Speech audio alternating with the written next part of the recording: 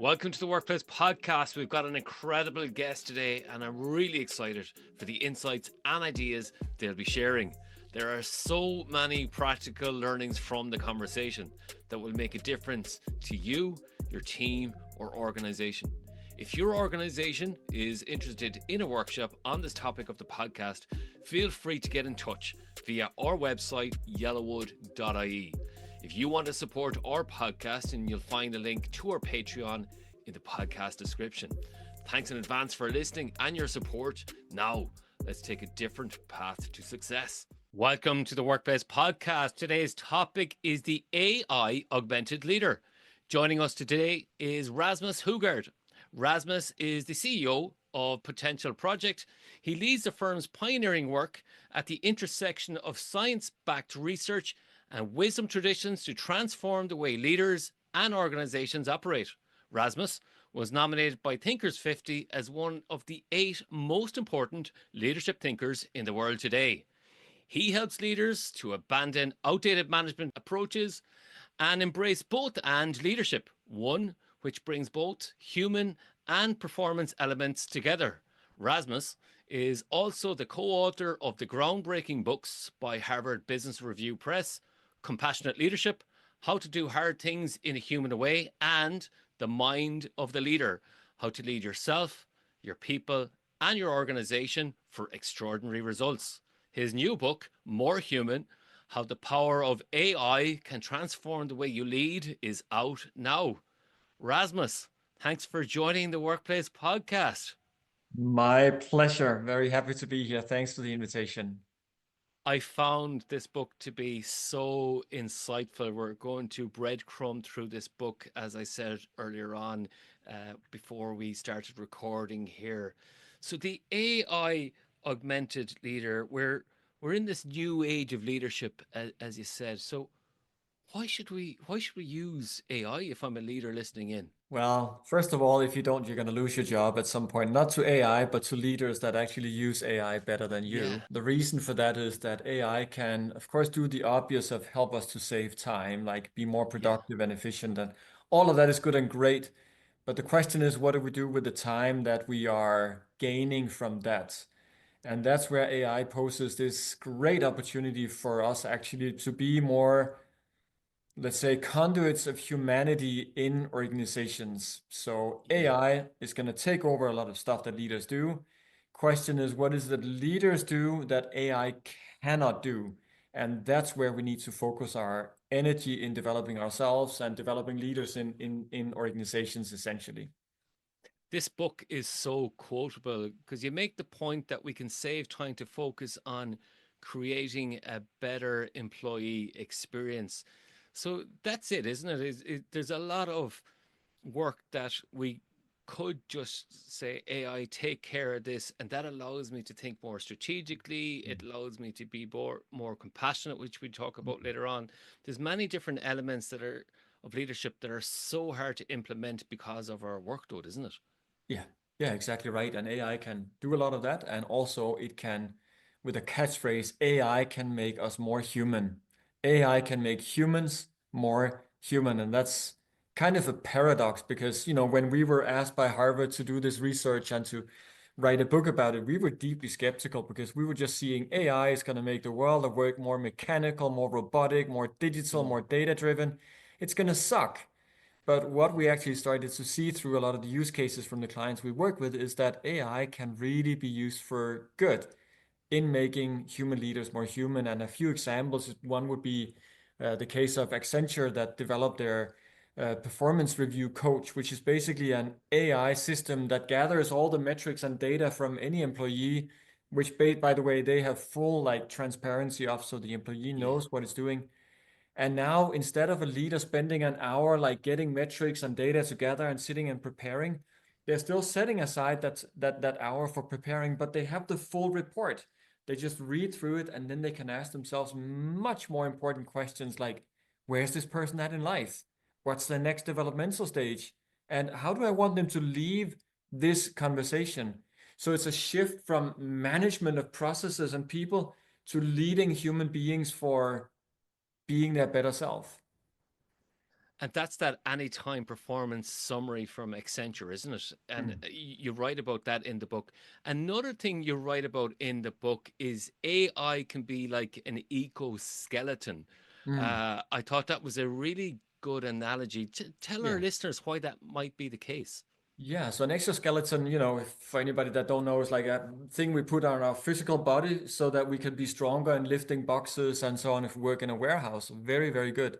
AI can do the same for the heart and the mind of leaders in that it can help equip leaders in real time with better, let's say, emotional intelligence, with better sense of empathy and compassion, and with actions that are translated in more strategic ways and more aligned with our intentions. I give you a very simple example of this. It will not be very long before most video platforms like Zoom that we are on Yeah, now will be able to have a feature that you can press and it will analyze my facial expressions and my emotional sentiment.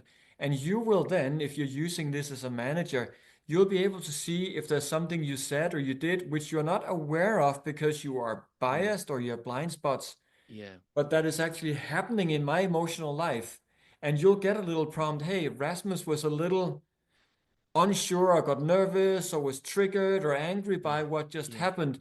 I suggest that you do the following. And then it can give you like simple sparring on how to be more empathetic, how to be more compassionate, how to be more, let's say, direct with the people that you're with. If I'm not mistaken, on the same page, you have the analogy of the Ferrari.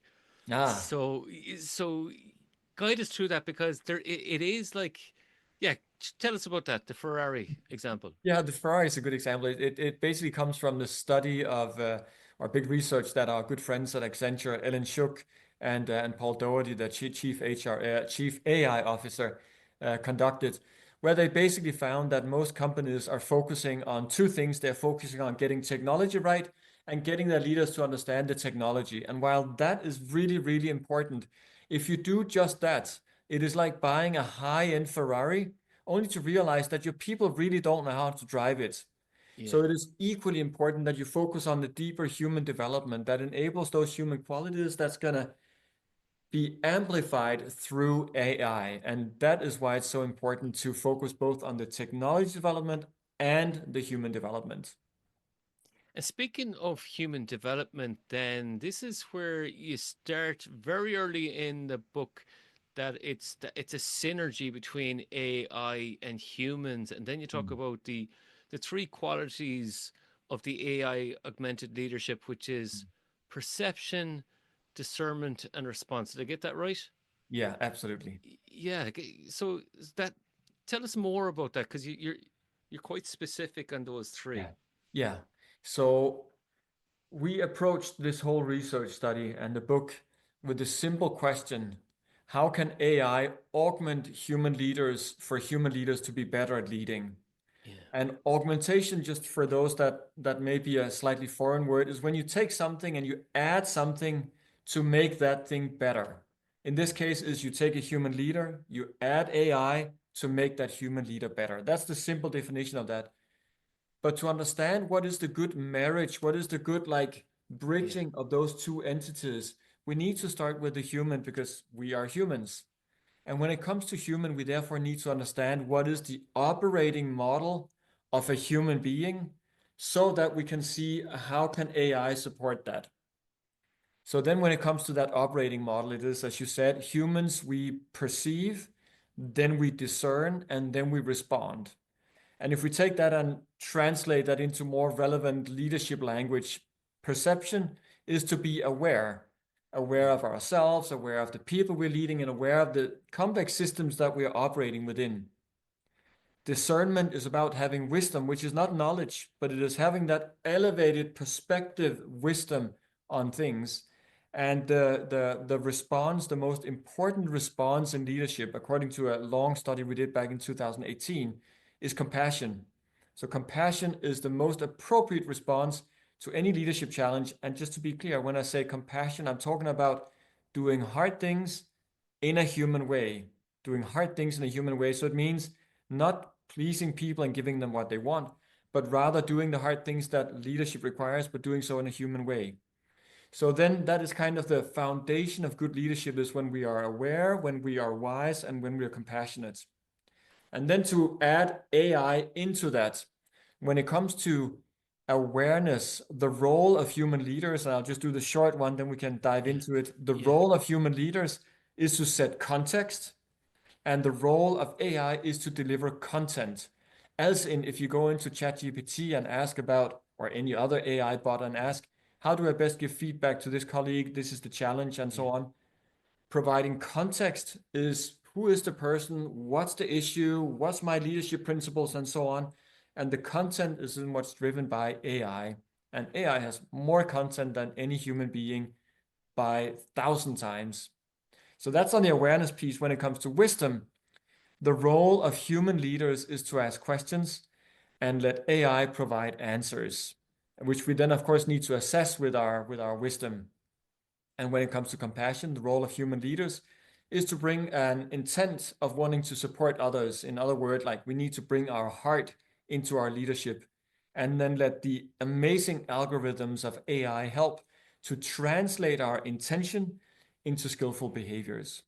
So that's essentially the three pairings of human and AI. And if we can master those three, we become a good AI augmented leader.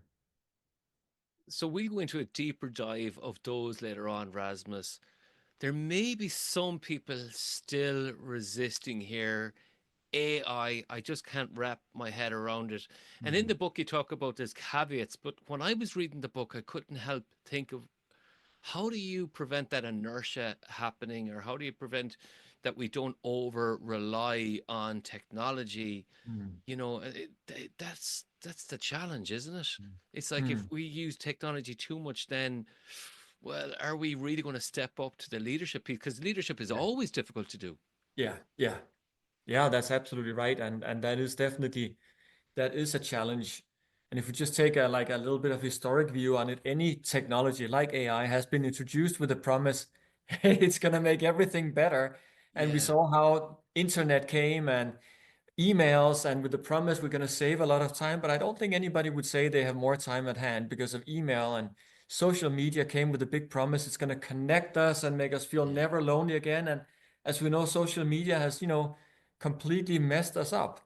And AI has that same potential. AI mm, can, we looked at the risks of AI for the mind of leaders, and one is that it can make us delegate important decisions, because it's easier, as you say, to just ask AI, what should I do about this problem? Like, what strategy should I have? How should I respond to this feedback, whatever? And AI, because it's so elegant and everything, it will give you a fine answer that you think is a good answer, but it is very often not. So decision delegation is a real risk. Another one is it can put us into echo chamber, because AI mm, has a built-in pleaser bias. It wants yeah. us to use it. Therefore, it will phrase its answers in ways that will make us like it. And then, of course, the last one is that there's a risk as AI, because it's an agent, it starts to read my emails and respond on my emails to others. And if suddenly what would have been a response from me to one of my colleagues is just an AI generated thing, the connection between us starts to break down. So we can get an echo chamber, decision delegation, and become more lonely and disconnected. Those are some of the risks that we're seeing. Another risk, then, you speak about in the book, and we don't have to get into that now, is the black box. We don't know what's the data it's coming from. Yeah, Can we really trust that? yeah, And then there's yeah, that aspect. What I keep worrying about is critical thinking. Now we'll yeah. talk about that later on. But I'm going to go back into this piece of what I really liked about this book, and it's the concept of toggling, and it's the Uh-huh. both and Yeah. mindset. Now, I am a major fan of both, and so I Mm, have a business partner, Luke Monahan. He always uses both, and he's mm, wonderful to bring this up into a conversation. Can you mm. tell us about both? And so, toggling Yeah, between human and AI qualities. yeah, yeah. So the essence of AI is that it is it is very data driven and has a lot of knowledge. but it also has biases. So it's good to rely on AI for getting input, inspiration, data, Mm. analysis, but there are biases in there. So we need to use AI, but also toggle into our human qualities of intuition, emotional intelligence, evolutionary contextual wisdom of the world and human behavior and so on. But then we are also biased, and that's why it's good to toggle back into AI and it's like stone cold, hardcore analysis Yeah. of data and information. And so the both end is to toggle between human and AI, leveraging the strength of both and avoiding the risks of both. And the AI augmented leader is that person that really understands how to avoid the risks and leverage the strengths of both your human and AI. No, I love quoting from books, and this quote specifically from the IBM CHRO is Nicole Lemoreau. I hopefully I pronounced that correctly. Absolutely. Ensuring the time is invested for Mm. moments that matter. I love that because that's what Yeah. leadership is all about, isn't it? It's Yeah. about making the right choice at the right time. It's Mm. really about decision making. You Mm. tell us more about that. Yeah. So I'll take Nicole as an example, and she is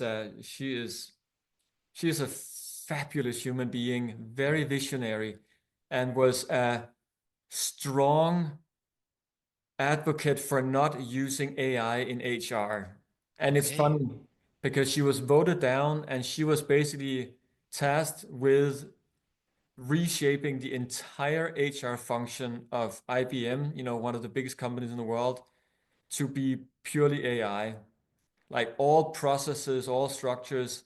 And she was very innovative in how she did it, in that they basically cut down all phone lines and all emails to HR business partners like overnight.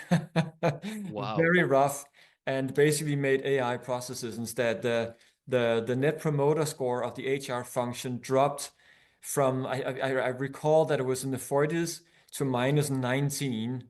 But then as AI started to pick up and learn from all the inquiries that came in, it's now at 94, so like incredibly high. But the point about her whole work that she did was not about getting rid of people and let AI do the work, but it was about elevating those people to do higher value work in moments that matter.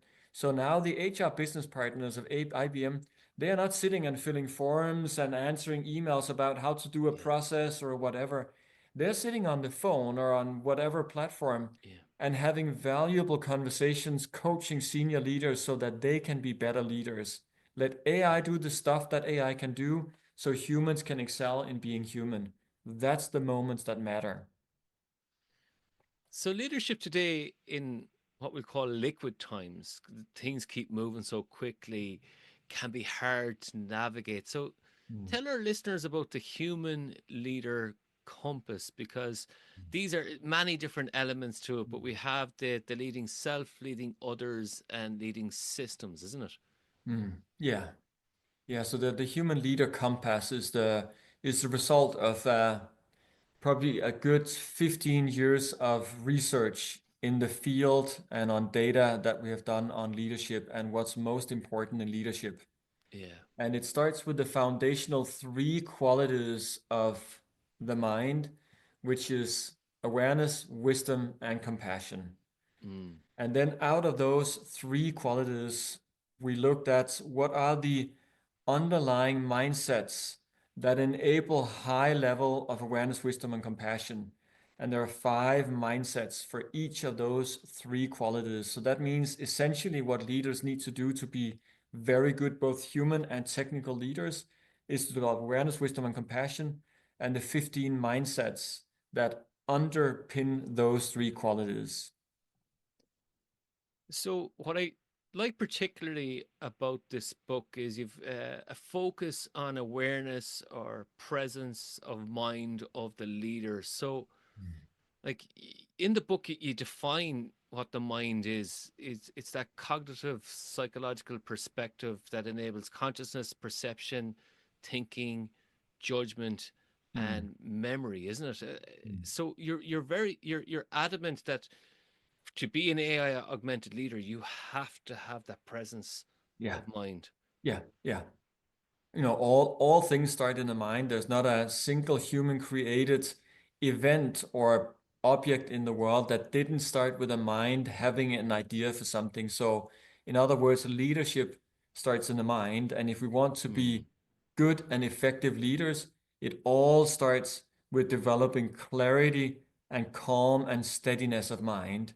If we can do that, we can do pretty much anything after that much, much, much better.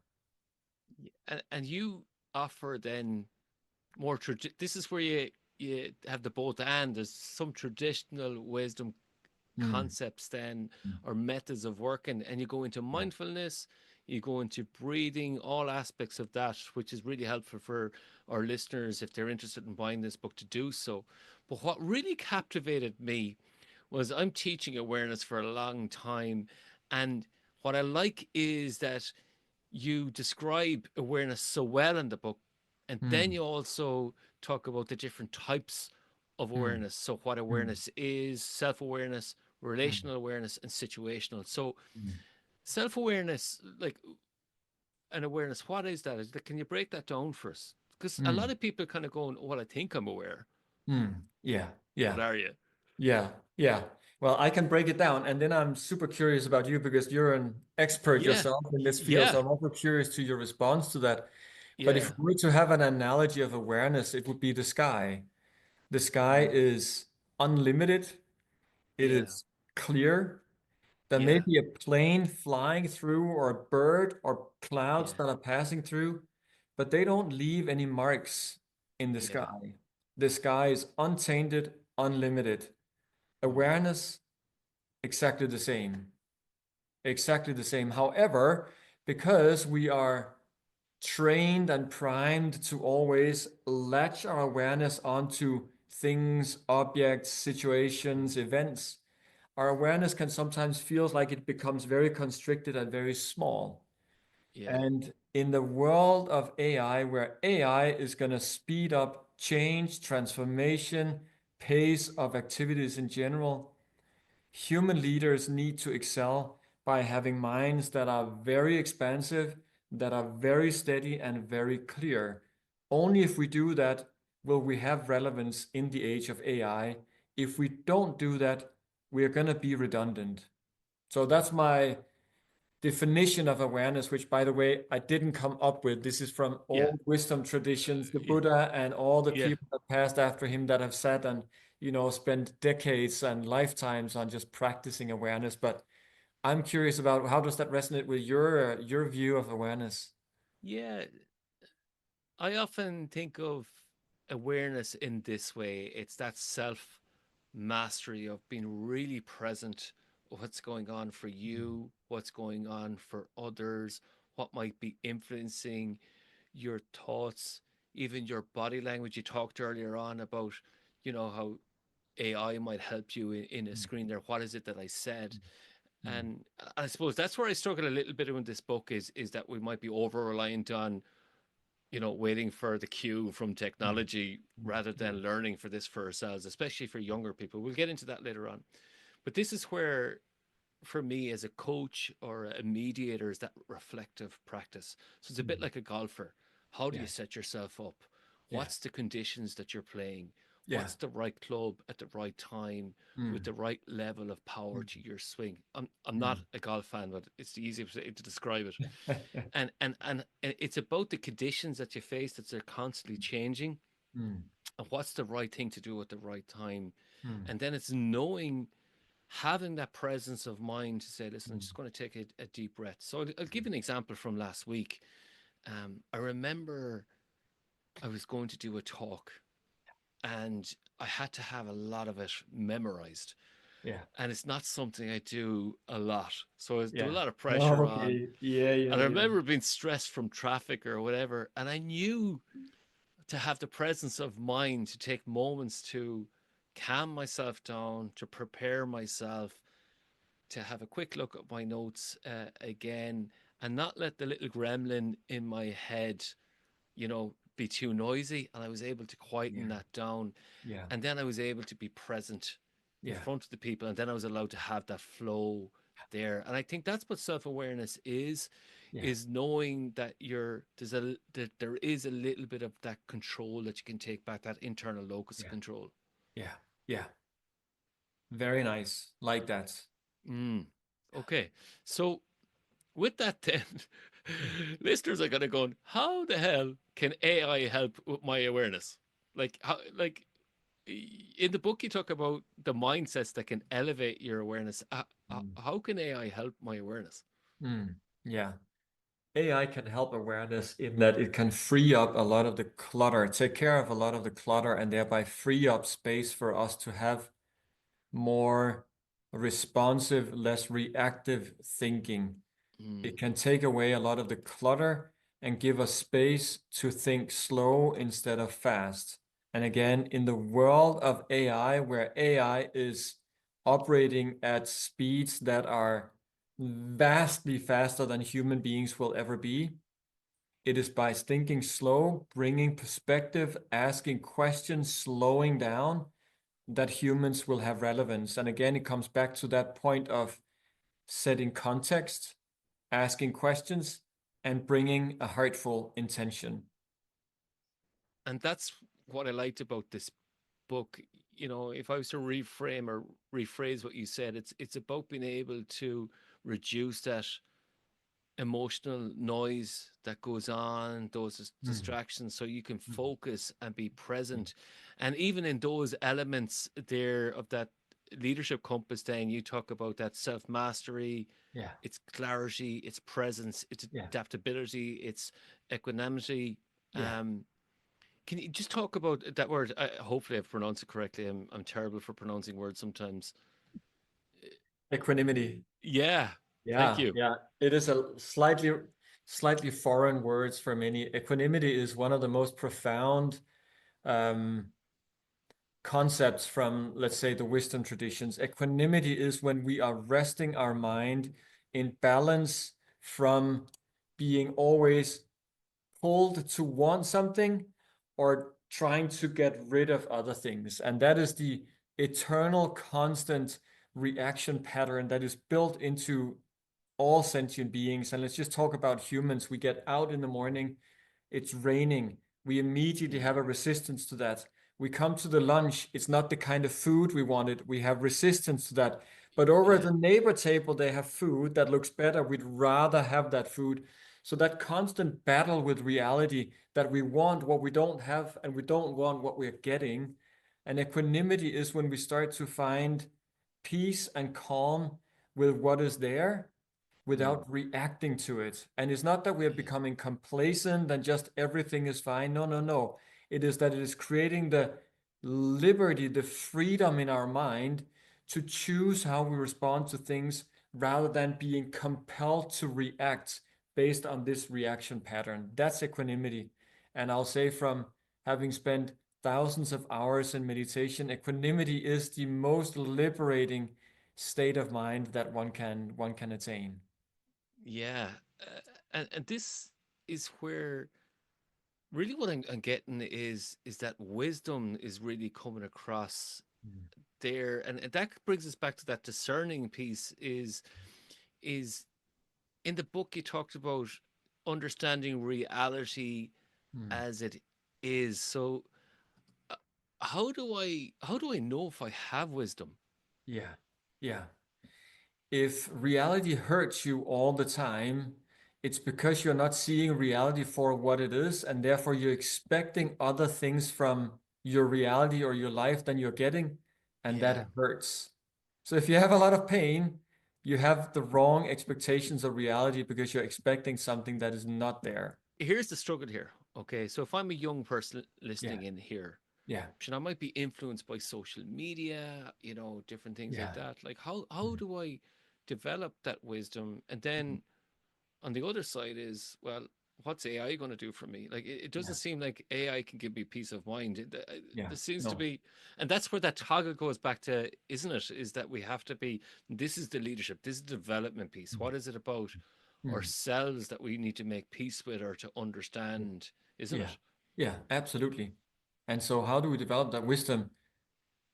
You know, one thing is by getting experience, and accumulated experience develops that meta experience that could equate to wisdom, like really understanding how Mm, things are, not just how they appear, but how they actually are.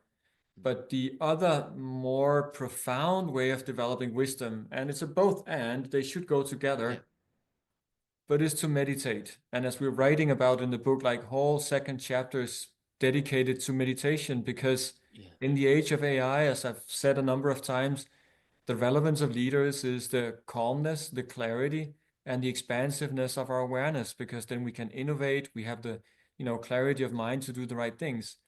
But when we meditate and we expand our mind, and when we are in silence, out of silence comes understanding.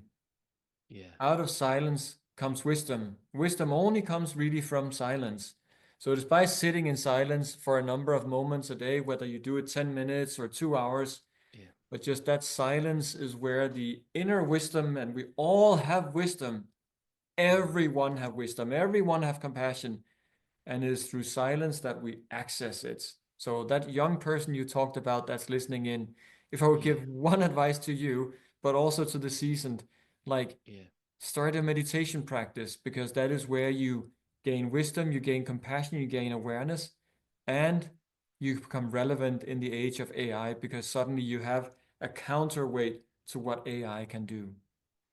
and I really like that you mentioned that because we can get caught into like TikTok and the dopamine hit and all these neurochemicals that technology and is bringing us, and then as you said before, then emails, it seems like we're busier than ever, and then if we've cluttered minds, then it's Mm. very hard to be strategic or to Yeah, make proper yeah, decisions then under pressure, then if there's all that emotional noise. So this is yeah, where you're an advocate for that presence, isn't it? yeah, absolutely. And just when we are working with our clients, so that's what we do, work with very large corporations. And when we are bringing this into a program, we just do a very simple exercise that anybody can do. Like if I was to ask you now, what's the three most important things for you to accomplish before the end of the day? And just think about that for like a few seconds and then make Yeah. like a mental note of that. If I now ask you to close your eyes, so please close your eyes for like a minute now, Mm. and I'll invite you to drop your awareness into the core of your body. So sense of feeling your body right now.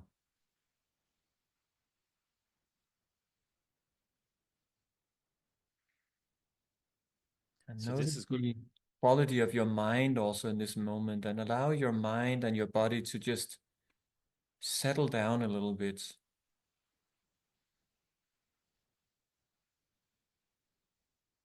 And then from this slightly more expansive and relaxed mind, ask again, what are the three most important things for you to accomplish today?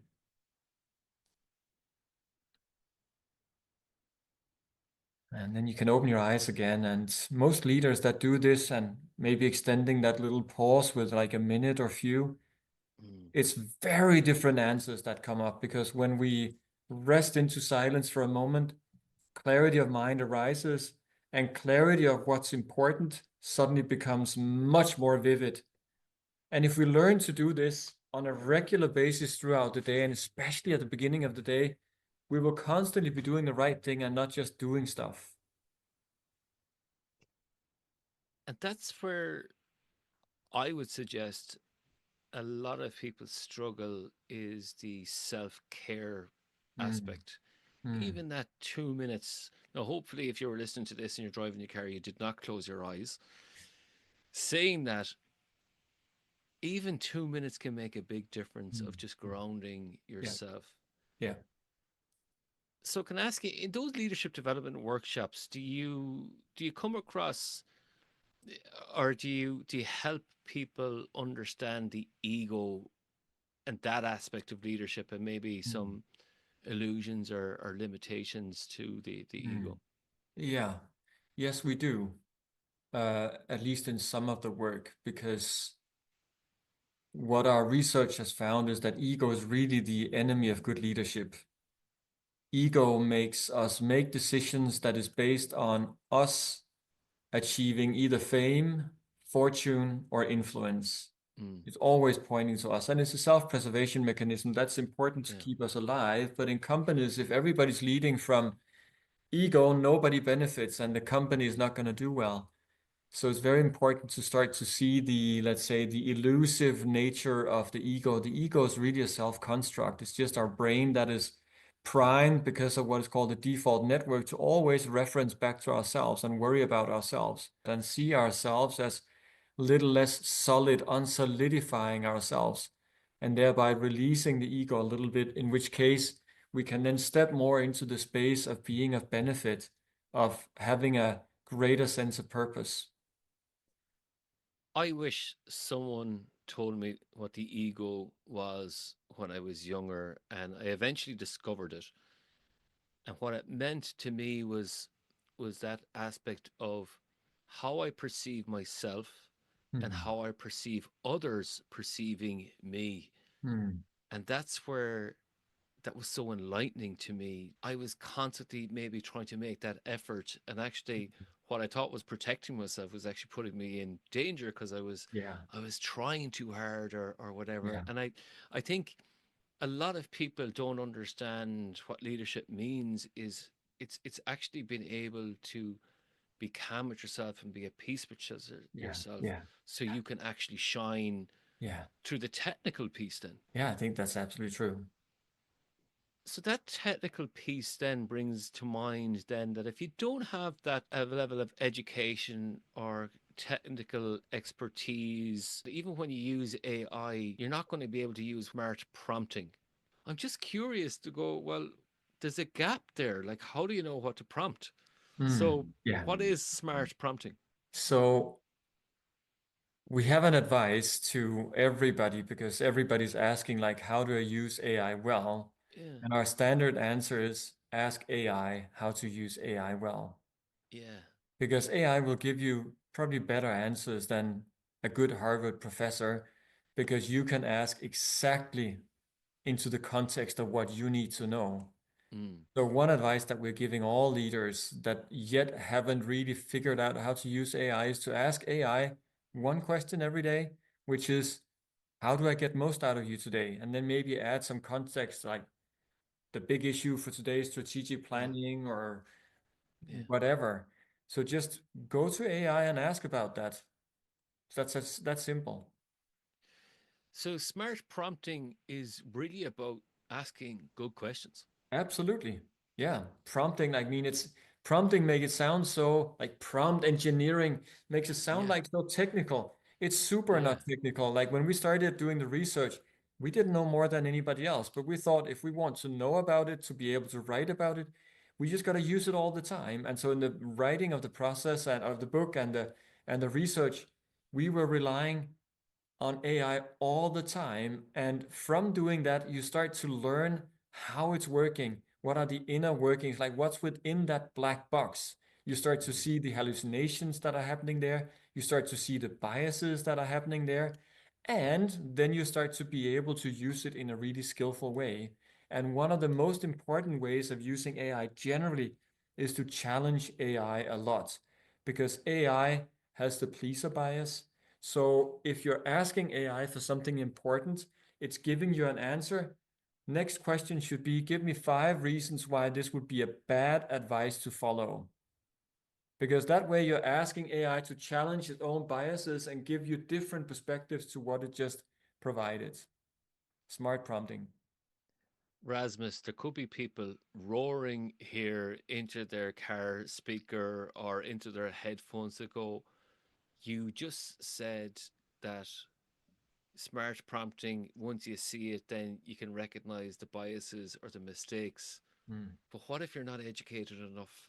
Because I put in stuff and I go, no, that's wrong. But if I'm not informed Mm. or Yeah, educated enough, yeah, how would I know? yeah, yeah. So first of all, of course, education is a really good thing. And we Mm, are facing a problem in that the tasks that are lower level in companies and workplaces are being taken over by AI. And that will leave a major, major gap in future generations, that the jobs that people will be hired for will not be that basic level tasks, but it will be higher up. But they don't have the experience Yeah, that you and I have because we have been at that lower level, done all those basic things. yeah. So we will be facing a major knowledge gap. And so education is important, but because we can't completely rely on traditional education in a world that is accelerating faster than ever because of AI, we need to also rely on our own curiosity, our own constant learner, and let's say growth mindset, like constantly wanting to learn, is really, really important.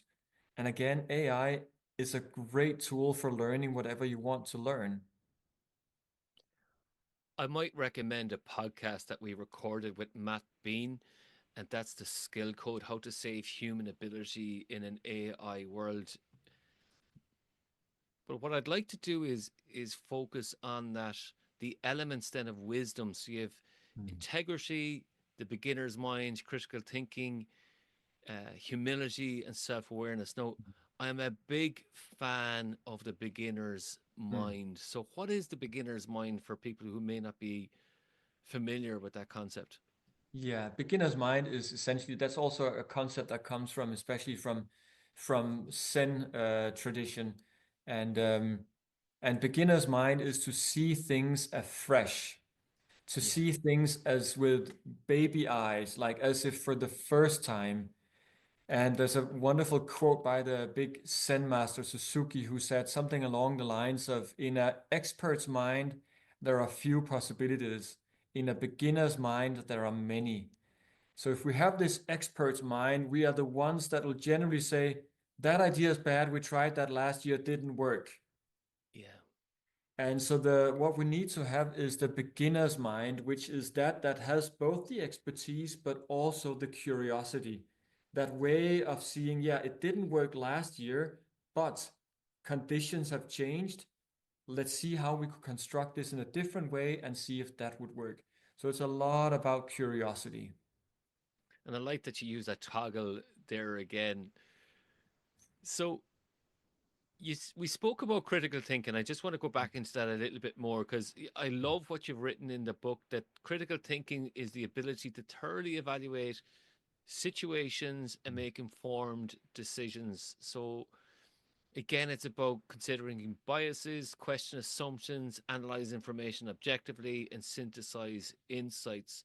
Mm, Well, like, what are other ways to develop critical thinking? Like, mm, from it might be difficult for people, could it? Or mm. I'm just curious about that. Yeah. So first of all, it is one of these concepts that needs to be embraced by education now because Yeah, critical thinking is needed for anything that's in the digital world because the level of the number of people that believe in the disinformation that is spread through social media and the internet is unbelievable. And if people had a better ability of critical thinking, they would be able to see through that. Now, there are powers yeah, that wouldn't want that, that like to keep people dumb as sheep, unfortunately. But yeah, that's why in education systems, it is incredibly important that we train people for critical thinking. So that's yeah, just a preamble. That is very important. Secondly, how do we develop critical thinking? It comes through one meditation, because through meditation, you sit and you observe events as they arise and you start to see how things hang together. You start to see and observe causality, and causality is at the core of critical thinking. If we understand causality, that everything comes out of causes and conditions, we can yeah. start to see the patterns of reality, the patterns of our mind, the patterns of human behavior. That is critical thinking. And that critical thinking, then I've done a podcast on that, and a big element is that information hygiene. Can you trust the information that you're getting? So we mentioned at the start, and this was a big thing that I got from the book. Then was compassion, then and empathy, because you're able to toggle over and back. Then Mm, there's a more of an emphasis on compassion and mm, empathy. So in the book, you mm, you actually distinguish between the two. So Mm. can you just talk us through that? Why you've done that? Yeah, because there's a lot of misconception about empathy and compassion, and it is really important for leaders to understand the difference, because if we don't, we can be very ineffective leaders that can easily burn out. So, Mm. the background for that is that empathy is an emotion and Yeah. compassion is an intention. The emotion of empathy is that of I see you suffering. My mirror neurons makes me feel the same suffering as you. That Yeah. is empathy. That is an emotion. That is something I feel right now. I literally take your emotions onto me. And then we're Yeah. sitting and suffering together. And while that is incredible for human dynamics, because that makes you feel that I see you, and then there is a connection, and then we can have a conversation. Mm. In leadership, that is also important to establish that connection. But if we don't get out of empathy and into compassion, we're stuck in empathy. And it's very easy to get stuck in empathy because we want to be good. And when we take the suffering of others, it feels like we're doing the right thing. Like I'm being a good person, I'm suffering Yeah. with you. But if as a leader that is responsible for 5, 10, 20, 30 people, if you take on the suffering of the people that comes to you with heartbreak or financial problems or whatever, Mm. you're going to carry a lot of load. And Mm. that's why, doctors, nurses, and other people that are working with people that are in pain suffer from a lot of burnout. We cannot do that as leaders. We need to use the power of empathy. I recognize what you're seeing, what you're experiencing, but I'm your leader, so I'm going to take a step out of empathy into compassion, which is asking the question, how can I help this person? Mm. What does this person need right now? So there is that moment of emotional recognition, and then you step away from the emotion and get into the proactivity mode where you help the person by either asking good questions, as in coaching, or simply just lending an ear because they just need to, get their emotions out. Or maybe you even give advice, or maybe you take some work off their shoulders. Whatever your strategy is, it's all coming from that intention of helping, as in compassion. So we talked then where in the mind then compassion has the different elements of courage, pre-resilience, emotional intelligence, purpose, and trust. Like Mm, pre-resilience. mm. I love this word. I've never heard it before.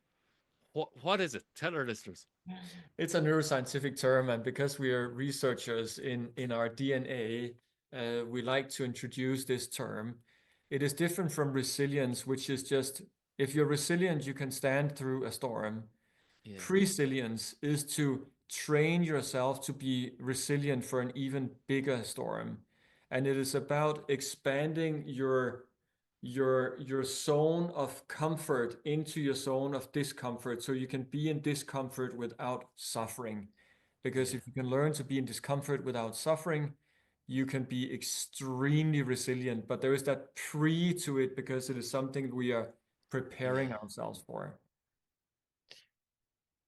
An aspect of that then is courage. You just mentioned it there. Is that why they're side by side on the compass? Because you have to be willing to go there. You have to be willing to go, okay, there's a Yeah. risk coming up. How am I preparing for that? Yeah. So courage then, like how do you like I'm kind of thinking it's like it's building up resilience, but it's more than that, isn't it? Yeah. Yeah, it is. It is the ability of going into difficult situations without shying away from it. Ginny Rometty, the former CEO of IBM, once said to me, growth and comfort can't coexist. Mm, We cannot grow if we stay in the comfort zone. We need to have the courage to get out of comfort to grow. yeah. In the research for our previous book that you talked about, Compassion Leadership, we interviewed some 250 executives. The last question we asked all of them, what is one thing you would have taught your younger self? And 90% of them said, I wish I had learned to take the courage to do difficult things earlier on. Like it's such a critical thing for becoming a successful and good leader is to have courage to get out of the comfort zone, do the difficult things, do it quickly. Yeah, and that's where we get stuck in our comfort zones, or inertia can happen where Yeah, we don't take the risks, or we don't think about the risks, and we just yeah, focus on the short term. And a yeah, big aspect of leadership is thinking long term, isn't it? yeah, So it's yeah, having that courage to go, I need to adopt AI, for example, or I yeah, need to maybe reflect on what are my fears, what's that yeah, emotional noise. And people don't often associate that with leadership. We're talking about the AI augmented leadership, but that takes a yeah, huge amount of courage to face your fears. yeah, yeah, yeah. It does. It does. Yeah. And the only way of doing it is by doing it. In this element, then you have trust. Yeah. So, how does AI build trust? Mm. We could do a whole podcast on building trust personally. Yeah. From an Yeah. AI perspective, I'm kind of going, come on, Rasmus. Is there really research behind this? No. No, Okay.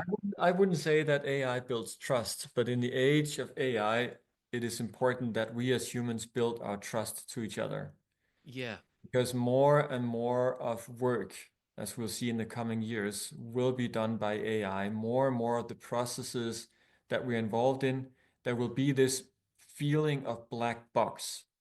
So Yeah. trusting each other as human beings as a counterweight to that black box digitalization is going to be important for us not all to be just absorbed into that black box. Because that's an element that we're talking about, is to future proof yourself. In so many much research or trends that they talk about of the future, you have to have critical thinking, Yeah. you have to have emotional intelligence, which we've talked about in the book. We talk about conflict resolution, which is really Mm, about trust building and that mm, connectedness. Then, and this is where you finish up on the book. This is in chapter 6. mm, To succeed, we leaders must be intentional. To mm, thrive, we must be human, not mm, less. To mm, drive AI so it doesn't drive us, we must do more than own the Ferrari, so to speak. mm. We must learn to operate it. Yeah. And that's the thing, is it's about that self-control, that Mm, mastery, and mm. making sure we master technology, not technology masters us. Yeah. And that goes back to that inertia piece. Is Mm, this is where that presence of mind, isn't it? So how can we I suppose, as you say in the book, unleash that promise of that leadership capacity that mm, is probably mm. lying there Yeah. dormant. Yeah. It comes down to all learning and HR professionals that they make sure that AI that is introduced into a company has the values of the company, the leadership principles, behavior principles, everything built in there. That however AI is engaging with employees and leaders, that it is always reflecting what's important for this company. Because if not, the AI is just going to be an autonomous agent that doesn't work alongside with humans. And therefore, AI is not a tech thing. Of course, it is also tech and IT, but human HR and learning professionals must have a really firm grip on how AI is developed and introduced into companies. If they don't, there's a train that's going to leave the station before they know it, and it's going to be very hard to catch up with afterwards. Rasmus, we're coming to the end of the podcast. It has been a joy to listen to you. If people were to find more about you and your book, how might they do so?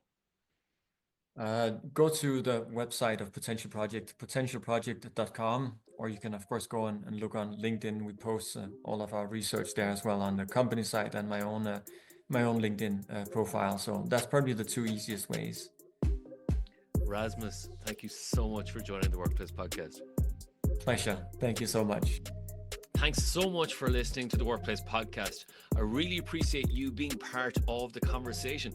If you found value in today's episode and want to support what we're building here, you'll find a link to our Patreon in the description. As a workplace expert, I'm here to help you resolve your workplace dilemmas. If your organization could benefit from my expertise, feel free to get in touch via our website, yellowwood.ie. Yellowwood, your external learning and development partner. Take a different path to success in your career, leadership, team, and organization. Until next time, take care, and we'll see you soon.